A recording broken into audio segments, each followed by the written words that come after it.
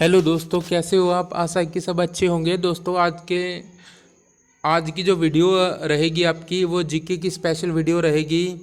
और जीके में हम वही क्वेश्चन करेंगे आज जो इससे पहले या तो एचएसएससी में बार बार पूछे गए हैं, या फिर ऐसे जो कि कई बार हमारी आंखों से ओझल रहते हैं, हमें बार बार हम उसको देख नहीं पाते। तो आज हम उसी की क्लास लेकर आए हैं जो आपकी आंखों से परे क्वेश्चन रहते हैं, आप उस पर बार बार ध्यान नहीं देते, इसलिए आपको याद नहीं रहते। तो इसलिए मैं आपको याद कराने के लिए एक नई वीडियो फिर लेके आया हूँ। मतलब यहाँ पे जो वीडियो है आज प्राचीन यानी जो एंशियंट जो हमारा इतिहास है उसकी वीडियो है। तो आप अगर इसको ध्यान से देखोगे तो आपको जल्दी याद हो जाएंगे। बेसिकली मैं ट्रिक के माध्यम से ही ये आपको करवा रहा हूँ रिपीट, ये सारे सम जितने भी हैं जीके के। तो चलिए दोस्तों, हम करते हैं आपकी आज की क्लास शुरू। आज की क्लास का जो फर्स्ट सम है हमारा, इतिहास का पिता कहा जाता है तो किसको कहा जाता है? हेरोडोट्स को कहा जाता है। इतिहास का पिता किसको माना गया? हेरोडोट्स को। उसके बाद आता है हमारा सिंधु सभ्यता प्रसिद्ध थी। तो सिंधु सभ्यता किसके लिए प्रसिद्ध थी? तो सुनियोजित शहर के लिए प्रसिद्ध थी।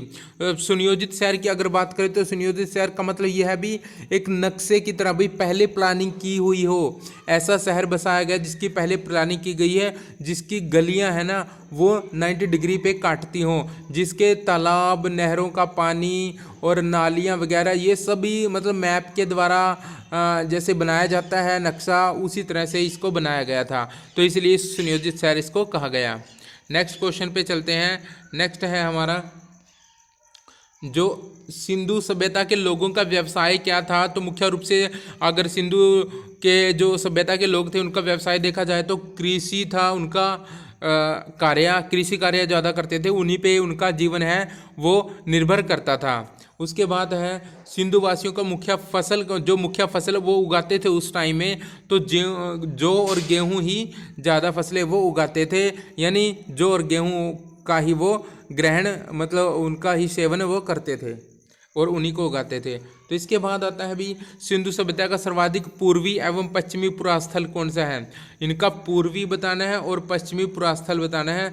तो क्रमशः आलमगीरपुर है जो कि मेरठ में पड़ता है, ये उत्तर प्रदेश में आता है भाई।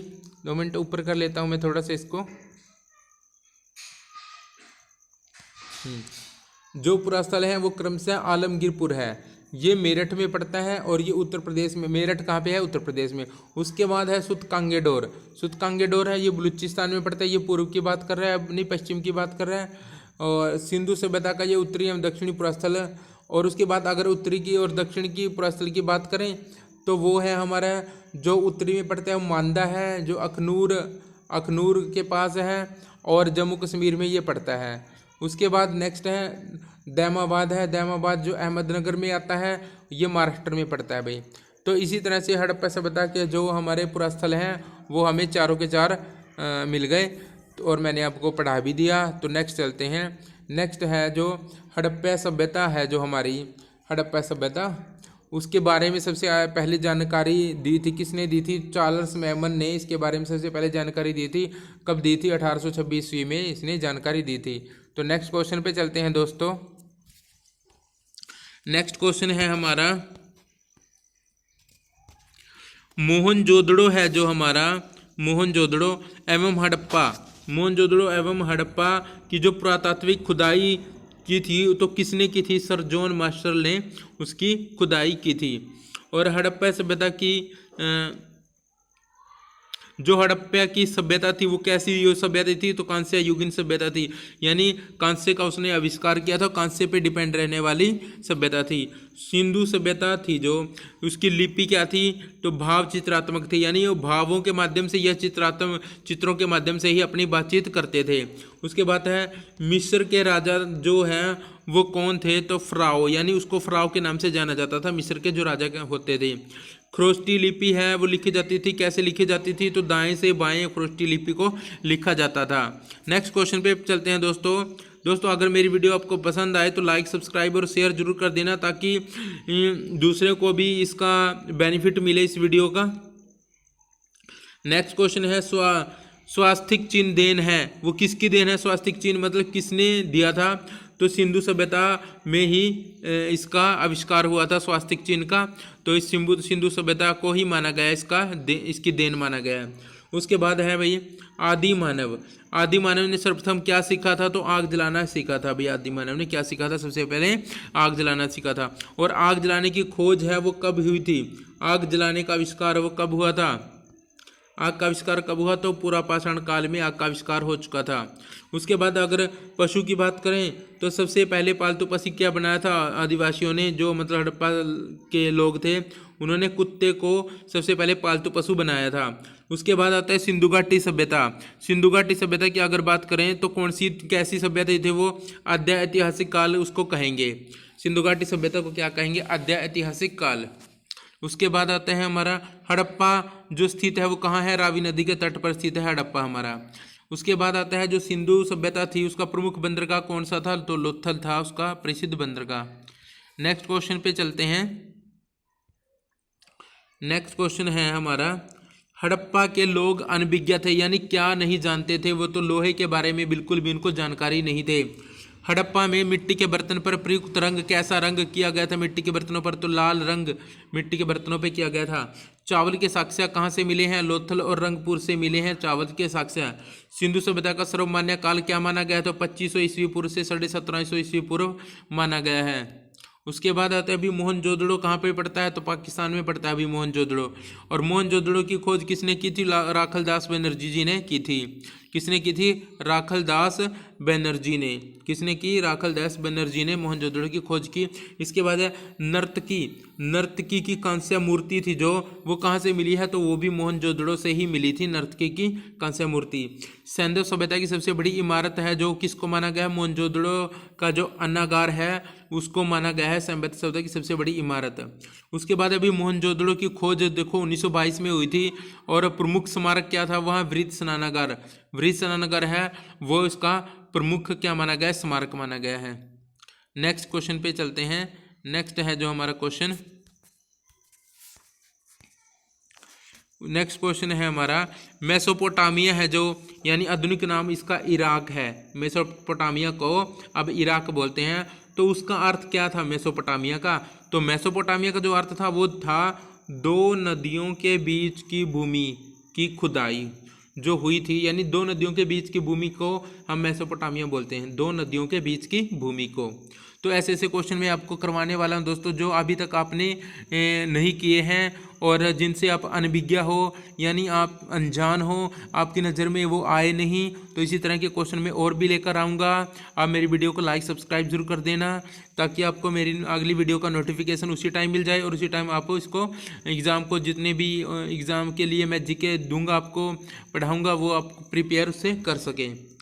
उसके बाद जो हड़प्पा सभ्यता है उसकी खुदाई किसने की थी? तो दयाराम साहनी ने की थी भाई। कब की थी? तो 1921 में की थी। उसके बाद नेक्स्ट क्वेश्चन पे चलते हैं। नेक्स्ट क्वेश्चन जो सिंधु घाटी सभ्यता के लोग हैं उसकी पूजा किसकी करते थे? मातृ देवी की पूजा करते थे। पुराणों की संख्या है जो, यानी उसकी रचना कब हुई? पुराणों की रचना हुई गुप्त काल में। तो सबसे ज़्यादा मतलब कितने पुराण माने गए हैं? तो 18 पुराण माने गए हैं अभी। और सबसे प्राचीन जो पुराण की बात करें, जो सबसे प्राचीन पुराण है वो मत्स्य पुराण माना गया है। नेक्स्ट क्वेश्चन पे चलते हैं। नेक्स्ट क्वेश्चन है पुराणों की रचयिता किसको माना गया? लोमहर्ष एवं उग्र श्रवा को माना गया है पुराणों के रचयिता। वेदों और वेदांगों की खोज संख्या कितनी मानी गई है? तो क्रम से 4 और 6 मानी गई है। उसके बाद चलते हैं नेक्स्ट पे। नेक्स्ट क्वेश्चन है जो हमारा वो है उपनिषदों की संख्या कितनी है? तो 8 मानी गई है। और प्रमाणिक रूप से तो अगर बात करें, प्रमाणिक रूप से उसकी संख्या 13 ही है। जितने की प्रमाण मिले हैं ना वो 13 के मिले हैं। और वैसे ही उपनिषदों की संख्या अगर एग्जाम में आए तो 108 पे आपने जाना है। पुराणों का अध्ययन करने वाला प्रथम जो मुसलमान था वो कौन था? अलबरूनी था। अलबरूनी ने ही सबसे पहले पुराणों का अध्ययन किया था भाई। उपनिषद विषय है, उपनिषद विषय वस्तु है किसकी विषय वस्तु? उपनिषद दर्शन की यानी दर्शन शास्त्र की विषय वस्तु है। ब्राह्मण ग्रंथ किससे संबंधित है? कर्मकांड से संबंधित है ब्राह्मण ग्रंथ। सबसे प्राचीन वेद कौन सा है? ऋग्वेद को माना गया। इसमें कितने सूक्त होते हैं? तो 1028 सूक्त इसमें माने गए हैं। उसके बाद चलते हैं नेक्स्ट क्वेश्चन पे। नेक्स्ट गद्य एवं पद्य जो गद्य और पद्य दोनों में है, लिखित रचित है, ऐसा कौन सा वेद है जो गद्य में भी है और पद्य में? तो यजुर्वेद है, जो गद्य में और पद्य में। गद्य मतलब ये है भाई भाई गद्य मतलब ये भी इतिहास भी है उसका, और पद्य ये उसके ऊपर अभी मतलब दोहे भी बने हुए हैं। शतपथ ब्राह्मण संबंधित है किसे? यजुर्वेद से। शतपथ ब्राह्मण कहाँ से? यजुर्वेद से संबंधित है। नेक्स्ट क्वेश्चन पे चलते हैं।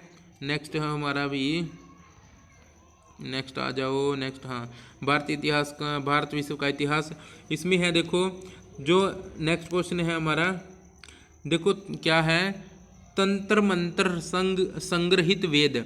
जो तंत्र मंत्र जिसमें जादू टोने टोटके ये सभी जिसमें पाए गए हैं, तो वो कौन सा वेद है? तो अथर्ववेद है। उसके बाद भारतीय संगीत का जनक कौन सा है? सामवेद। यानी भारत के जितने भी संगीत हैं जो बजते आज हम सुनते हैं, तो उनकी रचना कहाँ से हुई? सामवेद से हुई। तो वहाँ से सामवेद से ही वो निकल कर आए हैं। गायत्री मंत्र है वो कहाँ से लिया गया? तो ऋग्वेद से लिया गया भाई गायत्री मंत्र।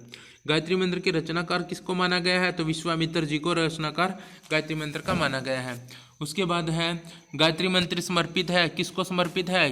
तो सावित्री को, जो कि सूर्य देवता की पत्नी माना गया है, उसको समर्पित है।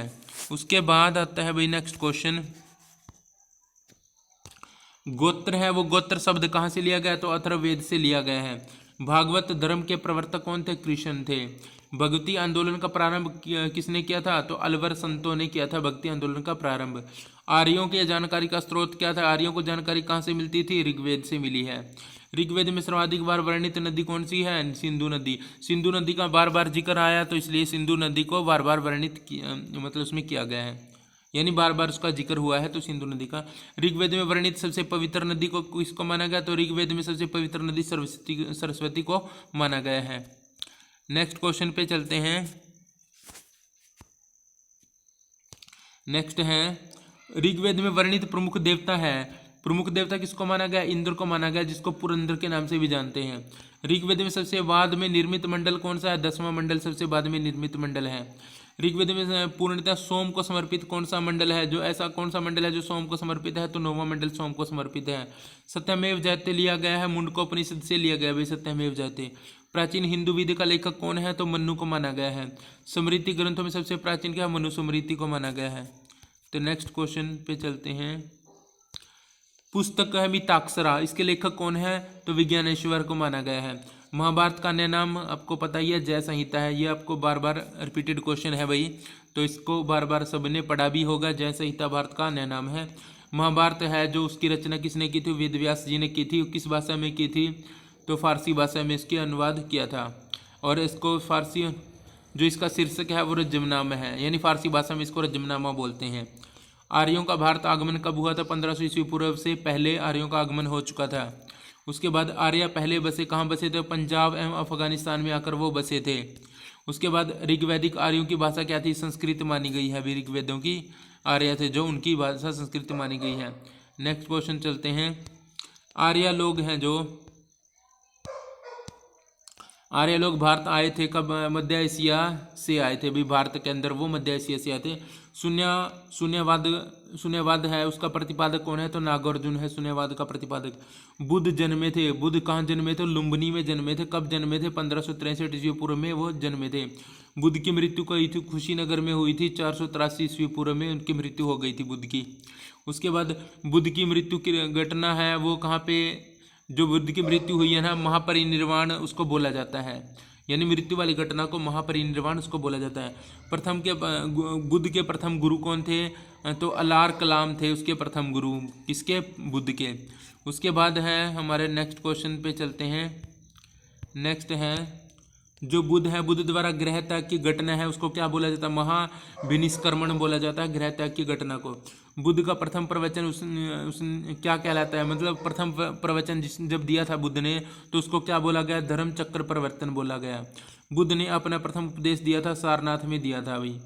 बुद्ध ने उपदेश दिया था किस में दिया था? पाली भाषा में दिया था उसने उपदेश।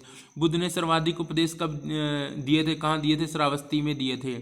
और बौद्ध धर्म के त्रिरत्न हैं भाई, कौन से हैं? एक तो बुद्ध है, एक दम है और एक संघ है। ये बौद्ध धर्म के त्रिरत्न माने गए हैं। उसके बाद है बौद्ध धर्म को ग्रहण करने वाली प्रथम जो महिला थी वो गौतमी थी। नेक्स्ट पे चलते हैं। प्रथम बौद्ध संगीति है 483 ईस्वी पूर्व में हुई थी, और इसमें कौन था? अजातशत्रु के काल में हुई थी, इसको जिसको राजगृह में, जो कि राजगृह इसकी राजधानी थी। और चतुर्थ बौद्ध संगीति जो हुई थी वो किस टाइम में हुई थी? तो कुंडलवन में हुई थी, कश्मीर के अंदर पड़ता है, कनिष्क के समय में हुई थी चतुर्थ बौद्ध संगीति। उसके बाद है बौद्ध संगीति के आयोजक स्थल का क्रम क्या है?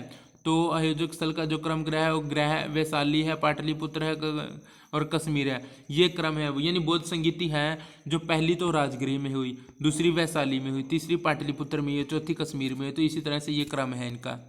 उसी के बाद चलते हैं नेक्स्ट पे। नेक्स्ट है बुद्ध धर्म है, जो बुद्ध धर्म के पुनर्जन्म पर आधारित कथा कौन सी है? जातक है। बुद्ध धर्म के पुनर्जन्म पर आधारित कथा को क्या कहा है? जातक। अजंता की गुफा में किस ग्रंथ का चित्रण मिलता है? तो जातक कथाओं का मतलब उसमें वर्णन मिलता है। जो कि जातक कथाएं किस पे निर्भर हैं? तो यानी जातक को बौद्धों का पवित्र ग्रंथ माना जाता है, यानी बौद्ध की जो कथाएं होती हैं उनको जातक कथा बोलते हैं। और बौद्ध धर्म का जो प्रथम ग्रंथ माना गया है वो पिटक को माना गया है। उसके बाद बौद्ध धर्म का जो पूजा स्थल है वो चैत्य मंडप है। उसके बाद चलते हैं नेक्स्ट पे। उसके बाद बुद्ध चरित्र के लेखक कौन है? अशोक घोष को माना गया है। तो आजीवक पंथ का प्रवर्तक कौन है? मखमली गोसाल आजीवक पंथ का प्रवर्तक है। हिजरी संवत है वो किसने चलाया था? तो 622 ईस्वी में उसकी शुरुआत हो गई थी भी हिजरी संवत की। तो आज की यही क्लास थी दोस्तों। अगर मेरी क्लास आपको पसंद आई तो लाइक शेयर जरूर कर देना दोस्तों। धन्यवाद।